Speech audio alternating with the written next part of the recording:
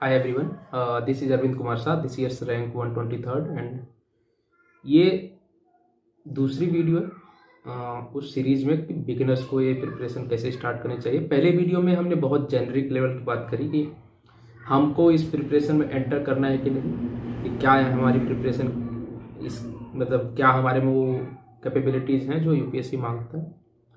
Second, कि अपनी skills assess करिए, अपनी मजबूरियां मत गिनाइए। तीसरी, कि कोचिंग के बिना करें या कोचिंग के साथ करें, जॉब के बिना करें या जॉब के साथ करें, कब एक यूपीएससी प्रिपरेशन में एक कॉलेज पर्सन को इंटर करना चाहिए या क्या आप 11-12 से ही स्टार्ट कर सकते हैं। ये सारी चीज़ें हमने इससे पिछली वाली वीडियो में डिस्कस करी हैं। अगर आपने नहीं देखी हैं तो इसी प्लेलिस्ट में आपको ऊपर मिलेंगी या नीचे उसकी लिंक डिस्क्रिप्शन में मिलेगी, तो काइंडली वॉच दैट वीडियो। अब इस वीडियो में हम बहुत स्पेसिफिक्स डिस्कस करेंगे, हम बहुत जेनरिक चीज़ डिस्कस नहीं करेंगे। पहली चीज़, आपने पूरा माइंड बना लिया है कि आपको यूपीएससी प्रिपरेशन करनी ही है, क्या किया जाए। मैंने बता दिया कि अगर आपकी पहला प्रीलिम्स अभी 2 साल दूर है तो आप क्या करिए, न्यूज़पेपर पढ़ना सीखिए, बुक रीडिंग की एक हैबिट लीजिए, कुछ हिस्ट्री वगैरह, अपने बेसिक चीज़ें कि हमारी हिस्ट्री कैसे चलती है, हमारी पॉलिटी कैसे चलती है, हमारी जियोग्राफी क्या है। इसके अलावा एनसीईआरटी थोड़ा पढ़ना शुरू कर सकते हैं, but nowhere in your mind should be UPSC as an objective कि अरे यार ये चीज़ तो याद कर लेते हैं, ये चीज़ नोट्स बना लेते हैं। कुछ भी नहीं करने का। अगर आप प्रीलिम्स 2 साल के अंदर नहीं देने वाले हैं, कृपया नोट्स ना बनाएं। मोस्ट लाइकली वो बहुत ही फालतू नोट्स होंगे, you will regret it. Instead बहुत सारी चीज़ें पढ़ दीजिए। सो 2 type of knowledge is required in UPSC. First is a very very very specific knowledge of the core areas, बहुत स्पेसिफिक। उसके लिए आप स्टैंडर्ड बुक पढ़िए, बार बार रिवाइज करिए, उनको रट लीजिए। फॉर एग्जांपल लक्ष्मीकांत की पॉलिटी, स्पेक्ट्रम की हिस्ट्री, शंकर या पीएमएफ की का एनवायरनमेंट। ऐसे मैंने एक बुक लिस्ट दे रखी है, वो बुक लिस्ट है जो कोर नॉलेज चाहिए यूपीएससी के लिए, वो तो आप वहां से कर लेंगे। बट दूसरा टाइप का नॉलेज जो यूपीएससी को चाहिए वो कॉमन सेंसिकल नॉलेज होता है। एक आदमी में कॉमन सेंस आ जाता है, उसके बाद उसे कोर स्पेसिफिकली तो नहीं पता वो चीज़, but he can take the guess by the wide variety of knowledge that he have. उसके लिए आप चाहें तो 8th स्टैंडर्ड से शुरू कर दीजिए, देयर इज नो हार्म। वो क्या है, आपको एक कॉमन सेंस जनरेट करना चाहिए, क्यूरियस माइंड जनरेट करना है, तो start asking many questions, start searching it on the internet, start reading many books, start reading books on the very very very wide variety. कोई भी डायमेंशन कवर मत करिए। जब आप स्पेस के बारे में पढ़िए, आप म्यूजिक, सिनेमा, आप हिस्ट्री, जियोग्राफी, पॉलिटी, जो भी आपके माइंड में है उसको पढ़िए, बट थोड़ा एनालिटिकल माइंड से, हमेशा एनालिटिकल माइंड से पढ़िए। जब इतना नॉलेज आपके पास हो जाएगा, आप एक वाइज पर्सन रहेंगे, कॉमन सेंस आ जाएगा और उसको स्पेसिफिक नॉलेज के साथ मैच करेंगे, तब आपका एग्जाम निकल जाएगा। मेनी ऑफ द पीपल जिनका मैच मिस होता है वो ये होता है कि इधर they have the common sense and they don't put the hard work on specific knowledge, और they put the hard work in specific knowledge but they don't develop the common sense by wide reading. तो आपको दोनों चीजें करनी है, wide reading भी करनी है, स्पेसिफिक रीडिंग भी करनी है। स्पेसिफिक रीडिंग आपके लास्ट के 2 साल में होगी, प्रीलिम्स के लगभग 1.5 साल, ऐसे मान के चलिए 18 महीने इस 28 से। वाइड रीडिंग आप कितना भी कभी भी शुरू कर सकते हैं, there is no harm. Reading as a habit आपको डेवलप भी हो जाएगी, प्लस आपकी नॉलेज का दायरा भी बढ़ जाएगा। अब आप मान के चलिए कि आप अब यूपीएससी की प्रिपरेशन में एंटर करने वाले हैं। क्या करना है, 2 चीज़ें। पहली चीज़ तो ये है कि आप सिलेबस डाउनलोड कर लीजिए, डाउनलोड कर सकते हैं तो करिए और प्रिंट आउट चिपका लीजिए कहीं। अगर नहीं कर सकते हैं then write the syllabus on the piece of paper and stick it somewhere, दोनों चलेगा। Idea is to remember the syllabus like alphabets. जैसे प्रिपरेशन मतलब हमारी पूरी लैंग्वेज फ्लो करती है ऑन द अल्फ़ाबेट, वैसे ही हमारा पूरा प्रिपरेशन फ्लो करेगा सिलेबस के वर्ड्स पे। So you should remember the syllabus is word very very very very carefully. पहली चीज़ यही करिए। दूसरा, आपने सिलेबस देख लिया है, अब आप इसको PYQ, प्रीवियस ईयर क्वेश्चन से मैच कराइए। टॉपिक बेस्ड PYQ आते हैं, आपको या तो लॉ एक्सीलेंस की एक कोचिंग बुकलेट में बहुत सारे अवेलेबल थे, मैंने एक बार देखा हुआ है, या कोई विशाल पब्लिकेशन भी पब्लिश करता है, दिशा पब्लिकेशन भी शायद पब्लिश करता है। टॉपिक स्पेसिफिक रखिएगा सो दैट जब भी आप सिलेबस देखें तो ये भी देख पाएं कि उस सिलेबस के उस टॉपिक पे क्या क्या क्वेश्चन पहले आ चुके हैं, सो that you have the objectivity in your mind. क्योंकि अब हम लास्ट के 2 साल की तैयारी शुरू कर रहे हैं which is very very very specific.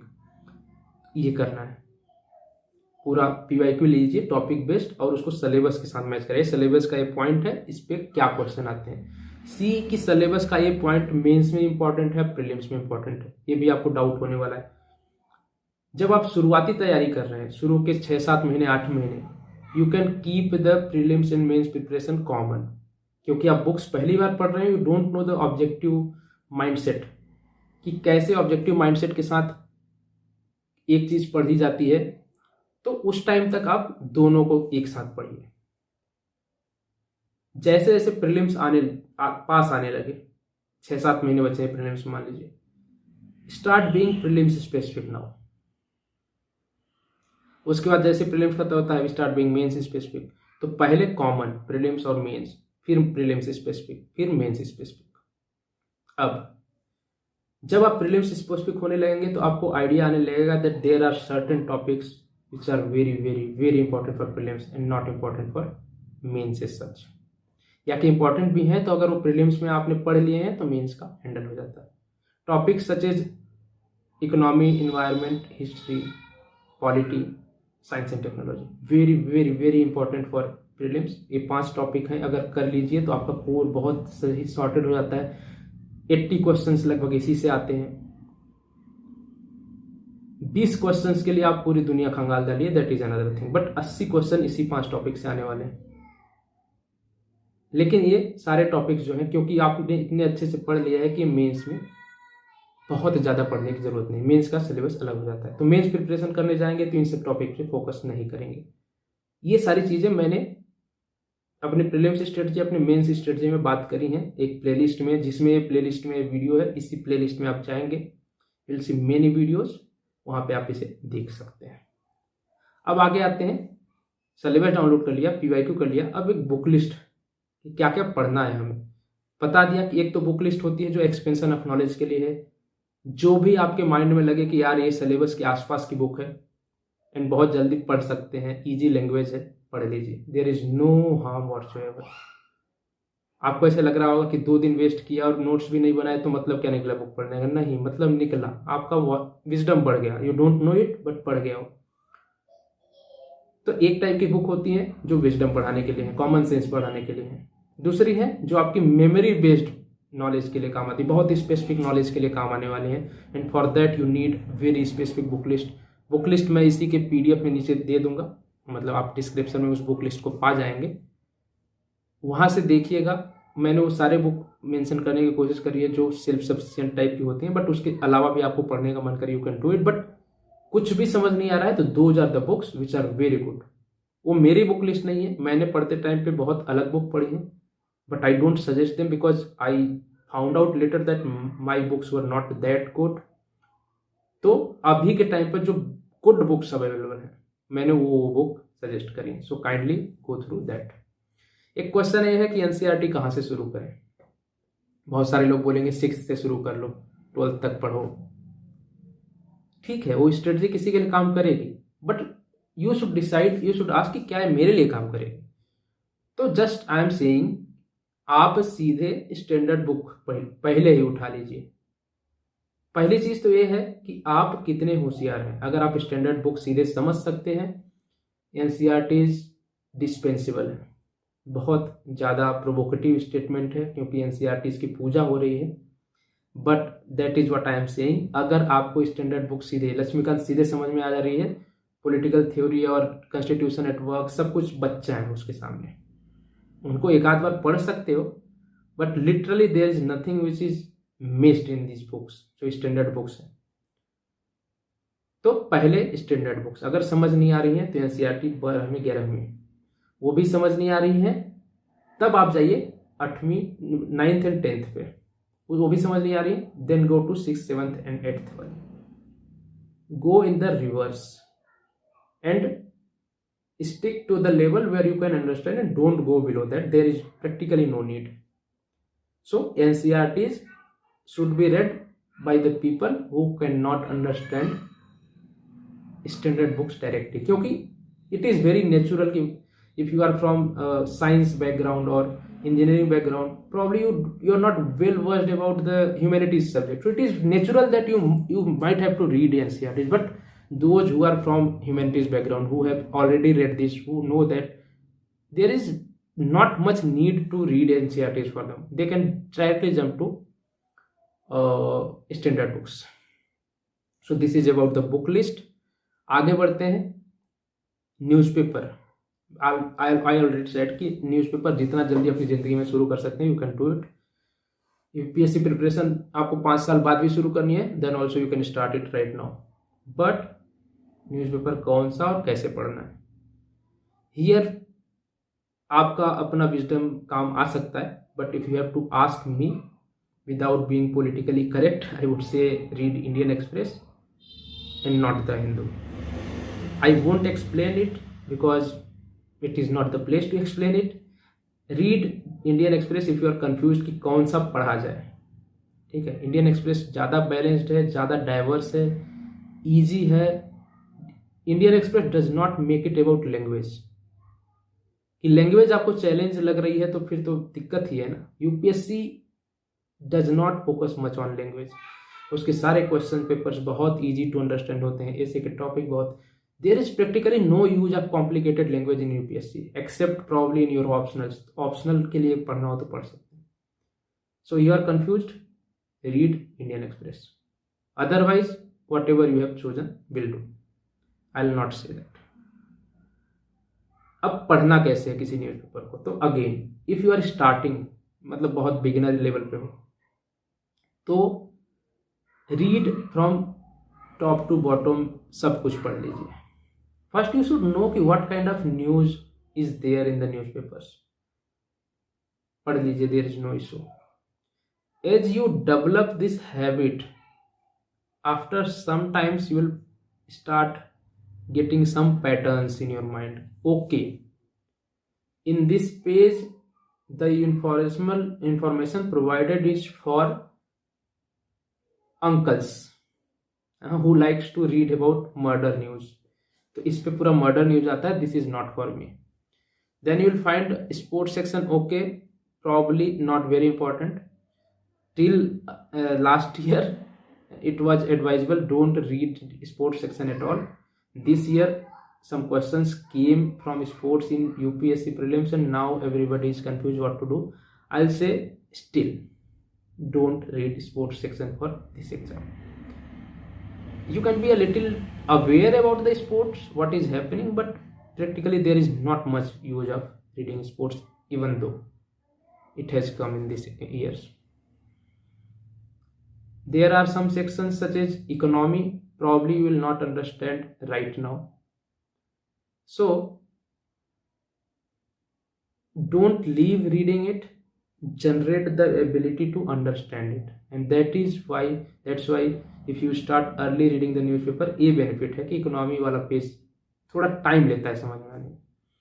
There is a section of international relations वाला कुछ. इंटरनेशनल बहुत इंटरेस्टिंग तो है but usually very slow in the sense कि सीओपी की मीट हो रही है तो उसका कंक्लूजन आने में 10 दिन 15 दिन लग जाता है. एंड दैट सीओपी वाला न्यूज 15 दिन तक रहेगा. You will read the same thing again and again with slight modification. तो स्टार्टिंग में तो आपको पढ़ने में कोई हर्ज नहीं है, but later as you progress you can be choosy कि अगर आईआर पे मैंने सीओपी का एक आर्टिकल पढ़ लिया था एंड इसमें कुछ भी एक्स्ट्रा लग नहीं रहा है, I will ignore it. Similarly for editorials, एक ही टॉपिक पे 10 एडिटोरियल पढ़ने की जरूरत नहीं है. If it is about someone's opinion it does not matter much. ठीक है, and specially some opinion writers are very very very opinionated and they are far from reality.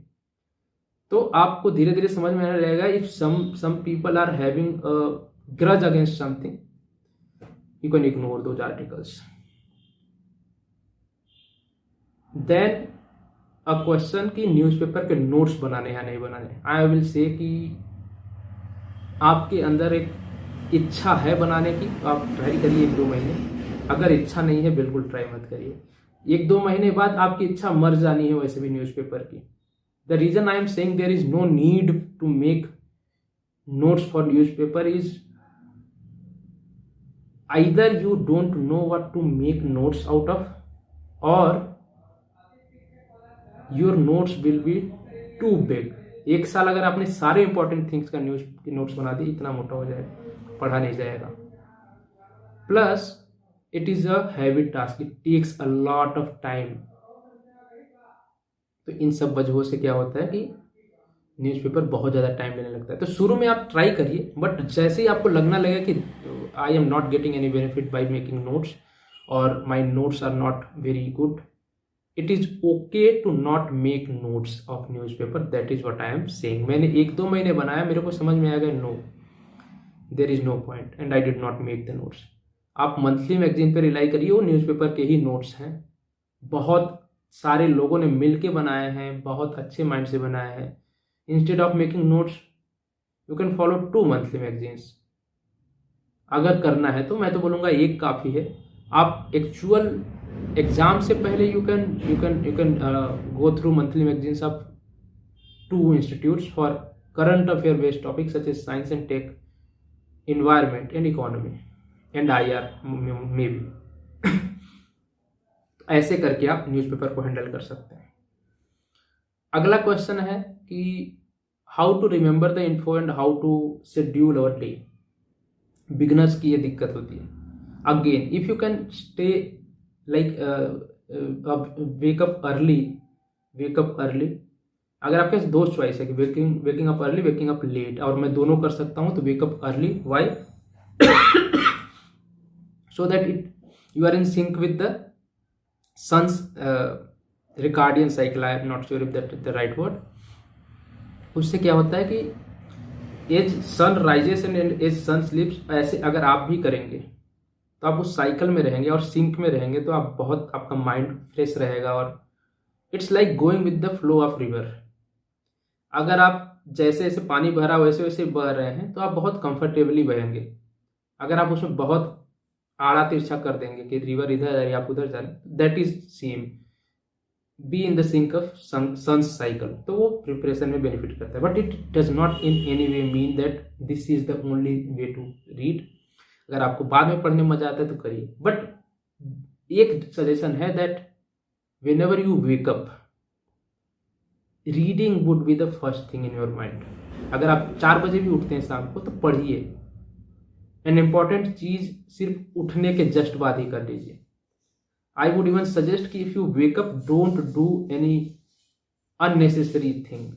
If you don't want to brush, don't brush. If you are good taking the bath later, take the bath later. If you can escape the breakfast to some hours, do it. But I am saying कि जब उठो सवेरे तो 3-4 घंटे ना do study straight away without doing anything. It is a very good strategy. That's what I used to follow, and जितना भी मेरी एक्चुअली में पढ़ाई हुई है which is in my mind right now, it is done in the morning. सवेरे 5:30 बजे उठना और 9-10 तक पढ़ना, डूइंग नथिंग व्हाटसोएवर, मोबाइल सब छोड़ के जाना।